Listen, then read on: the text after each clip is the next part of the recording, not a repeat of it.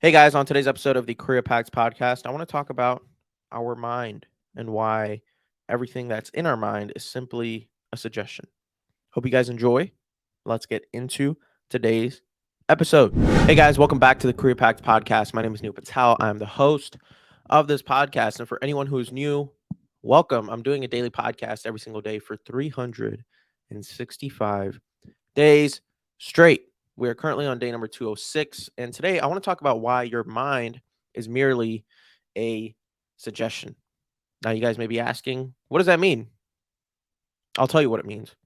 This podcast today is a suggestion. Your mind and everything that it tells you is a suggestion.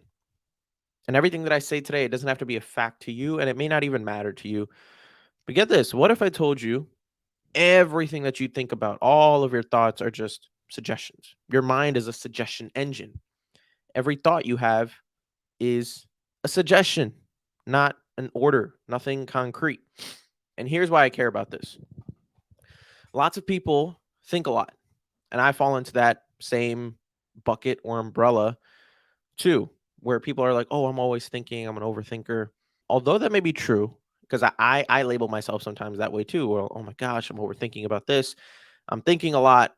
I hate it. What do I do? And mind you, that isn't that being under this bucket this or being in this bucket or under this umbrella, it isn't the healthiest thing. For the following reasons, I will explain. Because I fall into thinker status, living in my consciousness, constantly thinking about something, having a conversation with my thoughts 24/7. If they're angry thoughts, I get angry. If they're sad thoughts, I get sad. If they're depressive thoughts, I get depressive. If they're happy, uplifting thoughts, then I'm happy and I'm uplifted and I'm motivated. And for a long time in my life, I have identified with my thoughts, telling myself what I think, what my thoughts are what identify me as a human being. If this sounds relatable to you, or if you feel the same way at times, then I'm going to talk about two things that will help you guys a lot. They're pretty fundamental, basic things. You guys may have heard this before. However, it's good to have the same thing beaten into your head until it's religion. So if you identify with your thoughts, that cannot be further from the truth. Because sometimes your mind can suggest, let's say, hey, you are tired, that you should give up, or that you should take an easier path. You should not take a risk. You should not do this assignment or piece of work that you told yourself that you were going to do. But if you pause, you can discover a new suggestion. For example, that you will feel good once your work is done. You will feel good once you go to the gym, and after you leave, you'll feel a little bit better. Or that you have the ability to finish things even when you don't feel like it. This is great that I just said that, because yesterday I had the same thing happen to me. I was trying to balance three things. I was trying to make a short form video. I wanted to finish my YouTube video, and I also wanted to make this podcast that I'm making right now before I went to sleep. It 8 p.m. rolled around, didn't have anything in the toolbox. So I was like, dude, no, you got to get this done. You got to get this done. You have to just do it, and then you'll feel good. Funny enough, I didn't do it. And I'm waking up and I'm recording this in the morning. Yes, I could have stayed up and got it done, but that's just not how my creativity and my mind. I don't like it when they operate under this immense stress and rush. So yes, I'm waking up and trying to get this up today, and it sounds very counterintuitive. Like, dude, you say that you don't want to be rushed, or you say that you don't want to be rushed, but you're still waking up early as hell to do it just so you can get it up for today. Well, yes, but my mind is clear. I got a great night's rest, and I'm ready to conquer this podcast, I guess, if you want to call it that. But point being, with any other work that you guys may have, if you tell yourself that, hey, I will feel good once I get this thing done, or telling yourself you have the ability to finish things even when you don't feel like it. Yesterday, I'll give another example. I didn't want to edit. I didn't want to edit. However, I started editing and I got a lot of editing done for like 2.5 hours. So your thoughts, they are not orders. They're merely suggestions. You have the power to choose which option you want to follow. Do you want to be your thoughts and have them identify you and you identify with them? Or you can take a different approach, which I'll talk about in just a second, because I become my thoughts almost daily. And it's why what I'm about to talk about is important. I found a few powerful techniques to trick myself out of that state of thinking that I am my thoughts. Whatever I think, whatever I may be observing in my mind is reality. And even though it still gets the best of me sometimes, here is what I've learned. So the first one is to detach yourself from your thoughts. Yes, very simple, very basic, very lighthearted with the words. But you guys may be like, dude, that's easy for you to say, or that's not as easy as it sounds. And you are right, because you have to train yourself to detach yourself from everything that's going around in your mind. Anytime you have a spurry of thoughts that arise, what you're saying and what you're thinking, it's not necessarily you, because 9 times out of 10 you are either saying or thinking someone else's opinion. Just like I am right now with what I learned about this topic of overcoming your thoughts, because they're merely a suggestion. I learned this and now I'm talking about it. So when I say 9 times out of 10 you're either saying or thinking someone else's opinion, it's not always you and what you really think of yourself and what you actually identify as or with. And once we detach ourselves from our thoughts, that's when we can really think clearly. Everything else is a lot less scattered once you understand, dude, whatever the hell is going on inside of this brain, it's not me. An exercise that's worked very, very well for me. Here's what I envision. If I'm, let's say, when I'm meditating, right? If when I'm meditating and I have all these thoughts that are just popping up into my brain, you want to be an observer of your thoughts. So what I envision is me sitting in an empty room.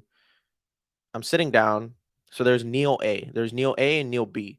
Neil B is watching Neil A sit there with his thoughts and meditating. And on top of it, I envision all the thoughts that I'm having hovering over Neil A and just like going by one thought after the other, over and over and over and over until, let's say, if I'm meditating for 10 minutes, 15 minutes, 20 minutes, sometimes I may get attached to a thought. And that's when you have to focus back on your breath and just remaining present, remaining calm with the entire practice of the meditation. But that's really worked for me. Like, you are an observer of your thoughts. So Neil B is watching Neil A have all these thoughts, but Neil B is not judging Neil A for anything that he's seeing or thinking or all these thoughts that he's having. He's just merely looking at them, observing them, and just letting them go. One of my favorite sayings is, "This too shall pass." That holds true for your thoughts. They come and they go. And the less attached we get to them, the easier it is to detach yourself from them. A lot easier said than done. But this next thing I'm going to tell you will help you in detaching yourself from them. Number two is incorporating meditation or journaling. I'm a big advocate for this, meditating and journaling. I've been doing it on and off for the past 3 years. And I think now when I do it the most, I haven't gotten to a point where it's become a part of my daily practices, my daily routine. However, whenever I feel like I'm in this rut or I'm overthinking, I feel stressed, I'm not really in tune with myself, I sit down and go meditate for 10 minutes, 15 minutes, 20 minutes. Most of the time it's just 10. And I think 10 minutes is the perfect amount for me. You guys can take however long you guys want, but just a quick 10-minute meditation to just come back to a state of neutrality. Just understand everything's going to be okay. That's the one thought that I always get after I'm done meditating is like, okay, everything's going to be okay. I'm at peace with whatever the hell is going on. But the reason meditating and journaling is so important is because it really gets all of your thoughts out of your head and onto paper or onto a notes pad, or you just observe everything. Once you spend that time observing your thoughts, it's a lot easier to not identify with them. If you have some extra time in the mornings, 10 minutes, 15 minutes, just sit down and write out your thoughts. Close your eyes and do breathing exercises. If you guys know who Wim Hof is, look up what Wim Hof breathing techniques are. They're incredible. They're a little, they can be overwhelming at first, but once you actually do it, it's incredible. The things that this guy can do with his body and what he teaches other people. It's amazing. Try that out. But yeah, that's honestly, I don't want to talk about this for too much longer because it's going to be the same thing regurgitated over and over and over. There's more layers to it, I'm sure. There's a lot more research that goes behind why your mind is not a suggestion. And there's a lot better people out there for you guys to learn from and listen to about these things. But just understanding that you are not your mind. Your mind is just a suggestion. So the biggest takeaway I want you guys to have, even though this is a relatively short episode, you are not your thoughts. The longer you keep identifying with, oh, I'm stupid because of this, I can't stop thinking about this, I can't stop worrying about this. If you listen to what monks say, monks are some of the most peaceful individuals on the entire planet. They probably are the most peaceful people on the planet. It's because they don't identify with their thoughts. They're simply observers of them. So that's all I have to say about this. Our mind is such a beautiful thing, but it can also be deceptive as fuck. It can drag you down. So as soon as you click off on this pod, just I want you to tell yourself that I am not my thoughts. I am simply the observer of them. I am not my thoughts. I'm simply the observer of them. That has given me so much more peace, so much more confidence and understanding that, look, dude, even if you may be having a shitty day, bad thoughts are coming up, negative ones, you are not them. Don't identify with them. And what your next action is, what your next step is what's important in order for you to get out of that mind state. That's all I have for you guys today. I hope you guys enjoyed. And if you feel like you took something away from this, share it with a friend. Follow us on all socials at the Korea Pact Podcast. And lastly, leave me a 4 or 5 star review on Spotify and wherever you're listening. It helps me out a ton. Thank you guys so much for listening. I really appreciate you guys. Y'all are amazing.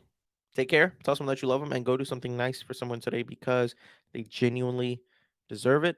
I will see you guys tomorrow. Peace.